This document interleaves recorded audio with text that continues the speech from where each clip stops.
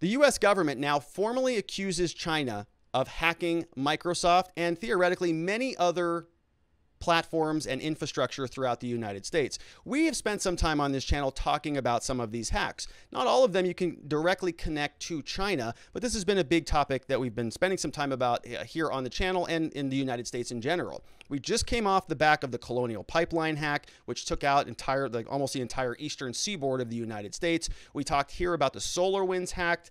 There are a lot of these ransomware hacks that are now taking place where people are demanding to be paid in Bitcoin. And we covered another case where the FBI seized some of that money. And the list goes on and on. We have also talked about the Chinese specifically poking and needling the United States in many different ways, talking about sending disguised fishing vessels over the Navy's Area 51, which is down, I believe, in the Gulf of Mexico. And also poking Anthony Blinken back during the Chinese-American summit, saying that basically, don't you threaten us. Don't you wag your finger in our faces when you got BLM and other issues domestically in the United States. So this has been something that has been bubbling for some time, not to mention the fact that arguably the entire coronavirus escaped from a lab out of Wuhan. Did an entire video on that on my second channel down in the description below. But now the U.S. is starting to formally accuse China of some malevolence. Let's take a look here. The New York Times gives us a headline, says that the Biden administration is also expected to organize a broad group of allies to condemn Beijing for cyber attacks. So they're formally accusing China of hacking Microsoft. And they're going to stop short, though, of taking concrete punitive steps. This is Amy Neuberger, Deputy National Security Advisor over for the Cyber and Emerging Technology. She's leading the response to the Microsoft hack. All right, so we're going to go through this here today. I want to start by going directly over to the primary source documents. This is the press release from the NSA and CISA and the FBI. This is the National Security Agency and the Central Security Service. Defending our nation, securing our future. NSA, CISA, FBI, they detail Chinese state-sponsored actions. They say that the FBI and others, they've released this advisory. It describes over 50 different tactics and techniques and procedures that the TTPs, that the Chinese state-sponsored cyber actors used when targeting U.S. and allied networks. Chinese state-sponsored cyber activity poses a major threat to the U.S. and allied systems. These actors aggressively target political, economic, like pipelines, military, educational, and critical infrastructure personnel and organizations to access valuable sensitive data. These cyber operations support China's long-term economic and military objectives. So, it's great now that the single politician who was the most hard on China is no longer in office anymore. Isn't that great? So we have Donald Trump, who from day one was really angry with China and wanted to make sure that the U.S. elevated its posture against the Chinese incursions. And for about 4 years, we didn't hear much from them, did we? It's sort of kind of around the margins here and there. And then COVID came and sort of Donald Trump got booted out of office. And here we are. The Chinese, in my opinion, have been slowly sort of needling us in different ways. And now the U.S. government is responding. So let's take a look and get some background information on what's happening with Chinese cyber warfare, because this is something that I think many people don't realize, I think, the scale of this. So I wanted to show you this over from Wikipedia. China is both the second largest economy and nuclear weapon state in the world. Second largest defense budget, of course, after the U.S. The operation warfare includes the concept of network warfare, which is roughly analogous to the U.S. concept of cyber warfare. So Foreign Policy magazine said that China's, quote, hacker army personnel range anywhere from 50,000 to 100,000 individuals. Okay, that is a massive number of hacker army. Okay, not suited up in fatigues, not out there driving around in Humvees and tanks and working with M16s or whatever they're using these days, but actually a hacker army. Okay, it's massive. Western countries have long accused China of aggressive espionage, and while investigations have traced various attacks on corporate and infrastructure systems to have originated in China, quote, it is nearly impossible to know whether or not an attack is government-sponsored because of the difficulty in tracking true identities. China, of course, denied the allegations, and as they always do, just blamed the U.S. They accused the U.S. of cyber warfare in China, which is what they always do. Anthony Blinken went over to the Chinese delegation and said, will you stop treating those Uyghurs poorly? And they just responded back and said, well, you had slaves in your country there, so how about that? Right? They just turn it right around on you. And we've seen this from all of the other despots throughout the world. This is just something that they do. If you ever criticize their, sort of modern day concentration camps, well, they'll just look back at something that happened 200 years ago in your country and kind of deal with that. So, all right, going on, we have some examples from cyber warfare. May 2014, grand jury indicted 5 PLA officers. So that's 5 People's Liberation Army officers. We have September 2014, Senate Armed Services Committee revealed hackers from China committed various intrusions to computer systems like airlines. Okay, not good. FBI added that hackers believe they were backed by the Chinese government have recently launched attacks on U.S. companies. 2015, U.S. OPM announced it was the target of a data breach, likely coming from China. FBI James Comey said it's a very big deal from a national security perspective and from a counterintelligence perspective. It's a treasure trove of information about everybody who has worked for, tried to work for, or works for the United States government. Guess what? Chinese have all that. So that's good. 2019 studies showed that they continued attacks on the U.S. Navy. 2020, February, federal grand jury charged 4 members of China's People's Liberation Army with the Equifax hack. Officials said that they got data on 145 million Americans, so likely in there if you've ever paid taxes. Voice of America reported that the U.S. intelligence agencies concluded that hackers meddled in both the 2016 and 2018 elections, and they were going to do it in 2020, but decided not to. They considered interfering in 2020, but decided against it, thinking it would fail or backfire. And then in April 2021, FireEye said that it suspected Chinese hackers used a zero-day attack against Pulse Connect secure devices to spy on dozens of government, defense industry, and financial targets in the U.S. Now, a lot. And they've got 50 to 100,000 people, if not more than that, working on it on a regular basis. Good news, though. The FBI's on top of it. They're going to fix it. They're going to fix everything because they're so great. Statement from the Assistant Director, Brian Vorndran, says that the FBI and our partners are determined to disrupt the increasingly sophisticated Chinese state-sponsored cyber activity. Targets U.S. political, economic, military, education, and other things. FBI remains committed to imposing risk and consequences for this type of repeated malicious cyber activity. We urge our partners to apply these recommended mitigations. Okay, so, I mean, I'm not too thrilled that the FBI is honest because I think the only thing that they do now is prosecute January 6th defendants. I think. I'm not real sure what else they do, but they're good at that and not good at a lot of other things. We're going to talk about another case tomorrow where one of the undercover FBI agents who was a part of the Governor Whitmer case just got charged with domestic violence or something like that. I'm not sure yet. We're going to read that story tomorrow. But my point is the FBI has been failing across the board. We've seen it. They couldn't even do anything to secure the Capitol Hill building.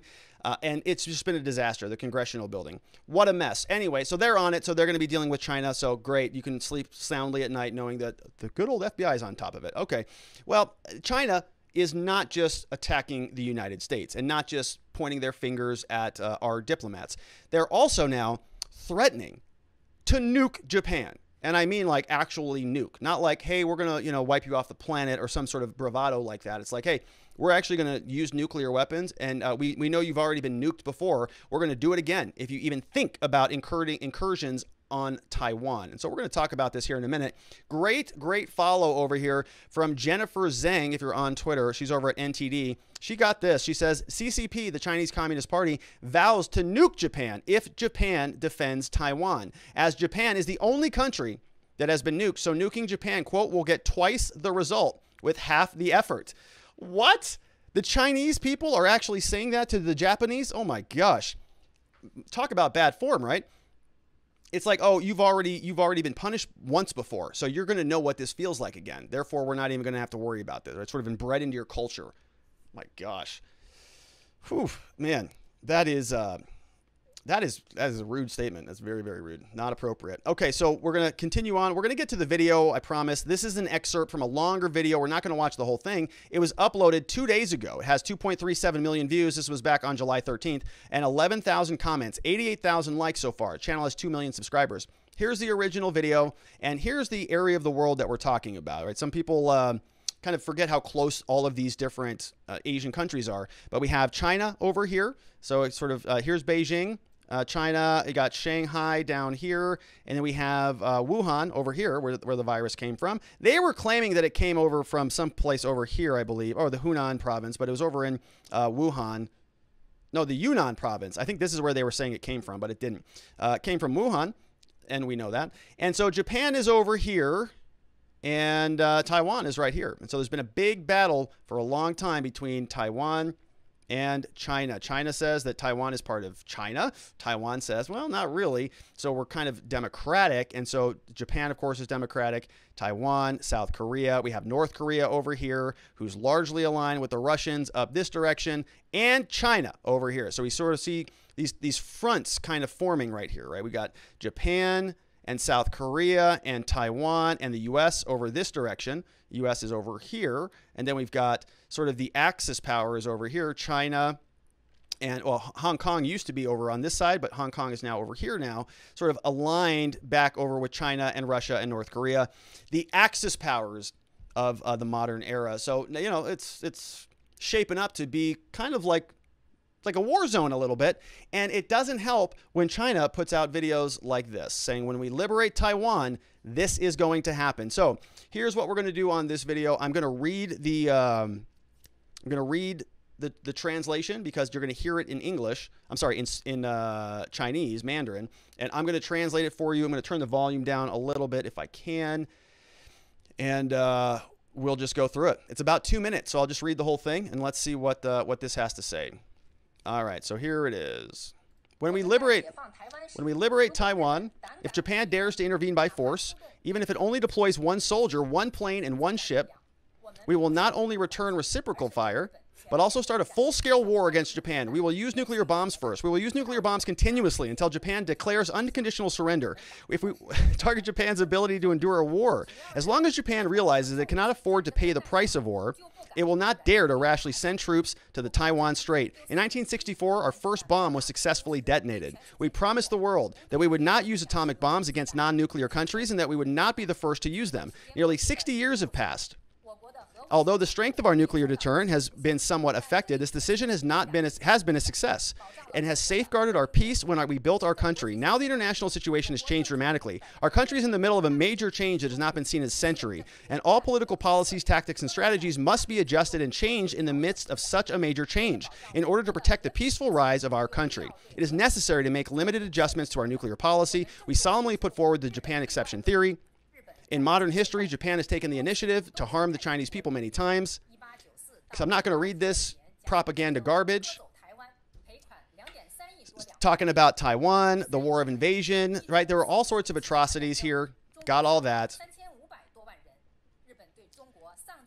Yeah, so you know, this is sort of dredging up. This is all Chinese propaganda that you see. If Japan goes to war with China for the third time, the Chinese people will take revenge on the old and the new scores. Japan is the only country in the world that's hit by atomic bombs and has a deep memory of the atomic bombs from the government down to the people. Can you believe that? It takes the United States lying down. It is exactly because Japan has such a unique feeling that nuclear deterrence will get twice the result with half the effort. Japan is now an exception. We're not going to use nuclear weapons in the world, but Japan is an exception. We are warning Japan, we're informing the world that if Japan interferes militarily in our domestic affairs, including the unification of Taiwan, nuclear weapons will surely be used and will be used continuously until its unconditional surrender. Propaganda, folks, Chinese propaganda. This is flying all over China right now, I'm sure. And this is a U.S. ally. The Japanese are, and this is a country that is across the pond from them in their military, saying we're going to nuke the hell out of them. I don't know if this is a common thing or not. I don't know if this is something that they do regularly, and the Japanese are just like, oh, whatever. Kind of a big deal. They're saying we used to have a nuclear deterrence policy. Okay, we used to say we're not going to use our nukes. Now we have a Japanese exception, and what are we doing about any of this? I would have to imagine you have to take them at their word. Or is this just regular propaganda that comes out of China? I don't know. But if they're saying that they're going to nuke Japan, that sounds like it is a pretty big problem. What's the White House going to do about it? Here's Joe Biden. Now, Joe Biden, here's Joe Biden. So Joe Biden is out here now, and he's going to be, asking about this. Surely our military knows about this video. It's all over the internet now. Spreading around China, talking about actually nuking Japan. What are they going to do about it? What's the White House going to do about it? Well, they're not going to issue any sanctions or anything, and they're not going to really do much of anything. Here it is. Wait. Let me turn the sound back up. I had to turn the sound down so I could translate. Let's turn that back up. Mr. President, on China and cyber hacking. She jumps up before you do. Effectively, your administration is naming and shaming China, but no sanctions. Why? And is that effective enough? They're still determining exactly what happened. The investigation is not finished. Thank you all very much. Run away, Joe. Run. What is your understanding of the biggest difference between what they've done versus what Russia's done in terms of cyber hacking? That'd take a longer explanation. We have all the time in the world. Okay. No, we don't. I have to go see the King of Jordan. Just one more follow-up on Well, to the best of my knowledge, and I'm getting a report tomorrow morning on this, a detailed report, my understanding is that the Chinese government, not unlike the Russian government, is not doing this themselves, but are protecting those who are doing it. Okay. Maybe even accommodating the people who do it. That may be the difference. Thank you. Oh my gosh. So he comes out and he says, well, why no sanctions? Hey, your administration just came out and said that there were some big problems with China. So why no sanctions? What are you going to do about this? He says, well, we got a briefing tomorrow and I really don't know anything about it yet. And so he says, well, how about, China, kind of vis-a-vis Russia? Like, are they kind of the same thing, or what's your perspective on this? And he says, well, I really can't talk much about this because it would take a long time to answer. And the reporter says, well, we got all the time in the world, Mr. President, since you're the president, of course. He said, well, I got to get going. I've got another appointment with the president of Jordan. But then he says, well, here's what I know. The Chinese, like the Russians, may be harboring them, or they may be even accommodating them, which is, of course, what would justify some sanctions or some actions or something against the country in the world that is hacking your country's infrastructure, that is arguably responsible for releasing the coronavirus that wrecked the world, and that is now threatening to bomb with nukes one of our allies. Hope they figure it out. All right, let's see what's going on over at the watchingthewatchers.locals.com chat. I literally have so many screens here. I'm sort of like discombobulated. All right, so let's see who's going on. What's going on over there? We've got a couple. Oh my gosh, we got a lot on this one. Robute is there on the spying thing. Let's keep moving on. Yeah, so No Doubt says that we're all bots. Yeah, so that's what I figured. I figured everybody on here was a bot, obviously, because of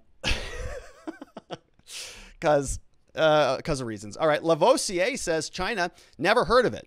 I think you are referring to West Taiwan. That's right. I like that. I love that. I always forget that. West Taiwan, which really irritates a lot of Chinese. Says, I don't think that it's a good idea to nuke Japan, as the U.S. can obliterate China with nukes. But then again, Joe and Hunter are in China's paybook, so they may not retaliate. Yeah, maybe we'll lift some more sanctions. Lavoisier is here, says, seriously though, this is wolf warrior diplomacy at its finest. Xi Jinping is just bolstering, nothing more than a sniveling schoolyard bully. This one hits close to home, though, because my fiance is from Kaohsiung, sorry about that, Taiwan. However, I don't think we need to worry. The people of the world are waking up. Considering the modern-day concentration camps in Xinjiang, religious and cultural persecution in Tibet, mainland Asia border disputes, overfishing, social credit system, and major demographic issues, I don't think China's economic growth will extend into the future decades. China doesn't have many friends. The CCP needs the world. The world doesn't need the CCP. And I totally agree with that. I know a lot of people are really freaked out about China. I am too, candidly. I mean, my concerns with China are that they own a large part of our politicians. I mean, everybody really is afraid to denounce China. Even our sort of titans of industry are, right? Hollywood is scared. They modify the movies all over the place. You get guys like Mark Cuban who are like refusing to say anything that might jeopardize the market for their NBA product. And so the list kind of goes on and on. We have all these people out there, these human rights activists who are really concerned about all the horrors that happen around the world, unless it's going on in China. Then they just shut their mouths and they just go back to collecting their royalty checks from the Chinese.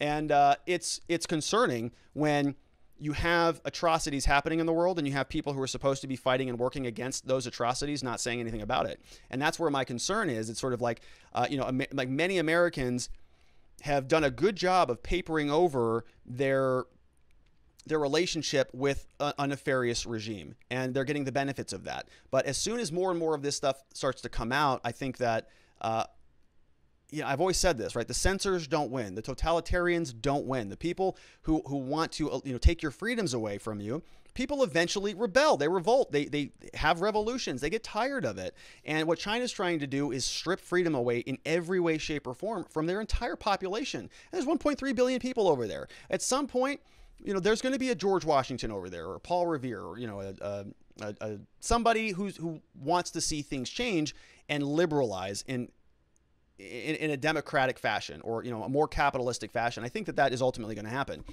but it may take 50 years. Who knows? So it is a very interesting region. It's one of the most interesting regions in the world, I think, because of all of the different actors that are in play there, and I think we're going to be paying a lot of attention to it for the foreseeable future. Want to Know says, let's see Russia, China-owned government hacking us. Biden just selling paintings to China, so nothing will happen. China already knows everything about us. Well, they hacked everything. Sharon says, gee, another about face for the Biden regime. I thought they were good buddies and bedmates with the CCP. I guess they must be racist and xenophobes and all kinds of evil, just like what they accused DJT of being. Or they could stop trying to siphon off some Trump supporters for their little commie cause by emulating Trump. Well, it's a good point there, Sharon. I don't even know what to say about that. It's great. Thank you for that. Good to see you. Sharon's here again, says the FBI. Are you kidding me? Does anybody believe anything the FBI says anymore? No, not really. All right. Hidden is here, says China is so aggressive. The moment Trump lost, they have consistently scaled up both rhetoric and a show of force, the army. I totally agree with that, right? Totally agree. You've seen that. They have been very flamboyant about it. They don't even just come right in your face and just say it.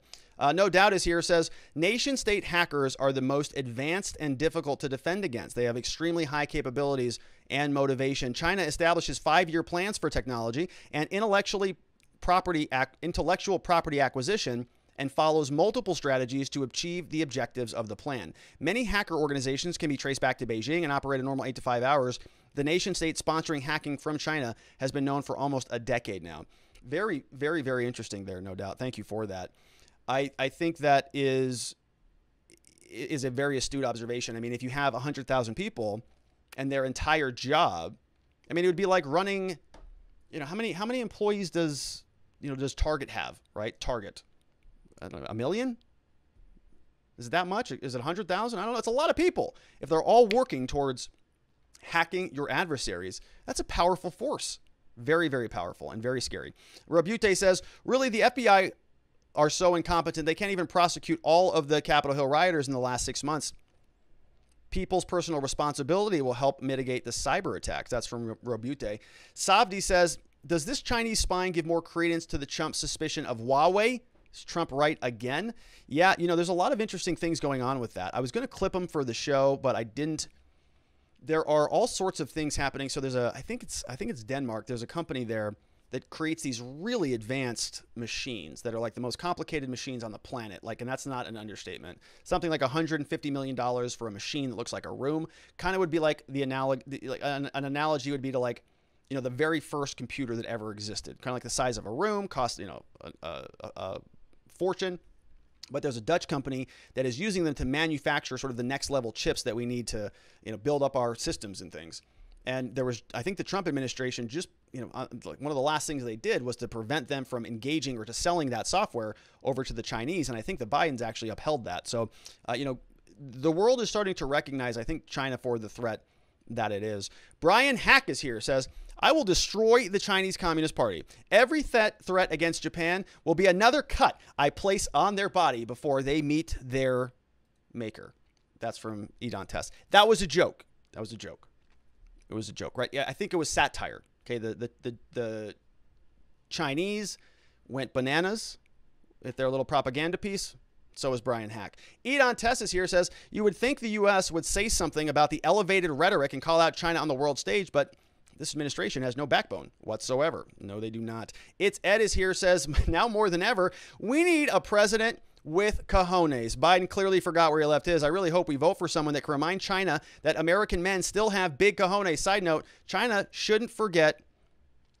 Yeah, Japan should not be trifled with. Yeah, he said that. Want to know says, didn't under MacArthur we agree to protect Japan with the whole military force? Yeah, we're allies now. We're looking out for each other. Sharon Quidney says, one part of me says that we'll all be lucky to live through this catastrophic regime. The other part says, it's all political kabuki theater. Very well could be. Let's see here. Miss Lucky, 21, says President Trump would be taking a stand right away. Oh, my gosh, yeah. They would have never said that. That video would have never come out. And look, you know, there's something to be said about that, right? There's something to be said about that. Super Iron Bob is here. That's outstanding. Says maybe if a party hadn't antagonized the Russians hardcore, we could have an ally against Chinese aggression. That's a good point, right? What did they call that? The taunt of, man, I took a class. What class was that? I can't remember what it was.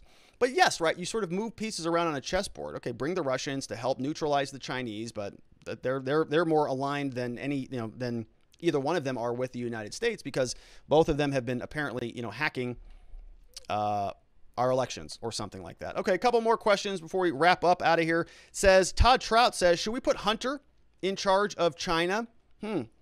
Well, he'll make it a beautiful place. He can bring his oils and his canvases over there and just, paint for peace and unity. Maybe he can solve our world problems. And we got two more. Joe Biden will claim that it is because the Chinese government regimes needs better COVID vaccines, or it could be global warming. That comes from One Florida Man. Good to see you, One Florida Man. And then lastly, but not leastly, in the house, we have Hiding Out says, maybe Sleepy Joe can't threaten nuclear attack because China doesn't have control of the nuclear football. He's in China's pocket. He says, there are credulous reports that Trump is still in control of the nukes. Yeah, I've heard a lot about that. I don't think there's any merit to any of that. Unfortunately, the election went the way that it did, and we all got to deal with the consequences. So I know that people are still, talking a lot about that. Like there's something that might happen with the elections or the audits, and that might, sweep Trump back into power. I don't know of any legal mechanism that would do that. But let's see. I think those are, thank you for that, Hiding Out. And any other questions? I think we're good over there. Let's see what else is going on over in locals before we wrap it up for the day. Say goodbye to a couple people over there. We got Relic Hunter, Farmer's Daughter, Joe Snow's over there. Over here on YouTube, I'm seeing, I got K Beam. We got Zulu says, Zulu's here, says Rob, I think he's talking to another Rob. We've got Lil Panda Cub, Christine's in the house, Oil Smoke Jones, Hunter's here. Oh, Hunter's here. Joel Rowley's here, Shelby Indiana Jones, and many others. And thank you all for keeping the chats lively and a lot of fun. And let's see what else we've got. So we had a bunch of new people sign up over the weekend. I apologize. I did not add them to the list for the day today. Going to do that tomorrow. Wanted to give everybody who signed up last week a big shout out, because many of you signed up last week, and I wanted to give you just one more day up here on the board to say thank you before I update this tomorrow. We've got Robert Las Vegas. We got Mercurial Augustus. Lavoisier is here again. Dan Sundin. Drearier Spider. Florida Girl 41 signed up. Slim 5616. Salty Scotch is here along with Zoji, Mark and Mark, KCM 316, K-Cell, and the Great Bambino. All thank you so much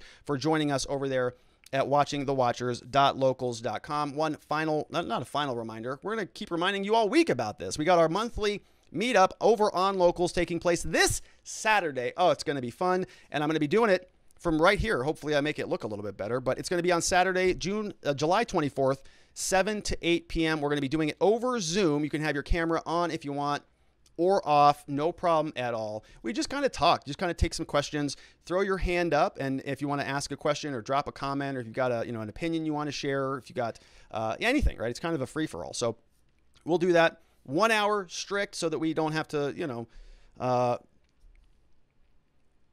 Well, we went longer than that. Let me just be fair, right? I said 1 hour, but it went like an hour and a half last time because I like to talk, and I like to talk to you. So it's going to be fun over on Zoom. Sign up at watchingthewatchers.locals.com. If you've already registered, you don't need to register again. You should be good to go. All right, so that is it for me, my friends. Thank you for indulging me with some of the technical difficulties today. I'm going to obviously get better with the new setup, and the background will be looking better in the future. Until then, we're going to be doing the same thing, same time tomorrow, 4 p.m. Arizona time, 5 p.m. Mountain, 6 p.m. Central, 7 p.m. on the East Coast. And for that one Florida man, everybody else, have a tremendous evening. I'll see you right back here tomorrow. Bye-bye. Thanks so much for watching. Before you head out, I want to just remind you that I am a criminal defense lawyer here in Scottsdale, Arizona, where my team and I, we've got a long history of helping good people facing criminal charges to find safety, clarity, and hope in their cases and beyond that in their lives. Our phone number for a free case evaluation is 480-787-0394. You can also find us online at www.rrlawaz.com. We can help with any type of criminal charge in the state of Arizona. Things like DUI, drug offenses, misdemeanor offenses. And we can also help with clearing up old case records, like expunging cases or making sure that you can restore your rights so that you can vote again or possess a firearm again or apply for some other federal benefits. We can remove mugshots off the internet. Basically, anytime that you or somebody you know or love is in trouble with the law in the state of Arizona, we have an amazing team of people. We would just love the opportunity to help. And our phone number, of course, 480-787-0394. And if you don't need any legal services, that's a very good thing, but you may be interested in some informational offerings so that you are prepared if you do have to deal with the police. And of course, I want to invite you to head on over to gumroad.com/Robert Gruler. You'll notice here, I've got several different trainings that are available, including the law enforcement interaction training. This is the 1, 2, 3 rule for dealing with the police. It's one rule you need, 2 questions that the police can ask of you, and 3 responses if they ask you a problematic question. So that's available now. You can also get a load at my personal productivity system here called Existence Systems. Fun little course. And then we have here, if you're a lawyer or a legal professional, be sure to check out this program. We are meeting twice every month. Again, all of this over at gumroad.com/Robert Gruler. And if none of that sounds any good to you, well, just go ahead and give us a follow because I'm working on some other products and some other offerings. And of course, if you have not already done so, I want to invite you one more time to head on over to watchingthewatchers.locals.com. It's where you can support the show and it's where we can connect. We've got monthly Zoom meetings and a lot of other goodies coming up. So I look forward to seeing you there. Thank you so much for watching and for all of your love and support. I will see you on the next one.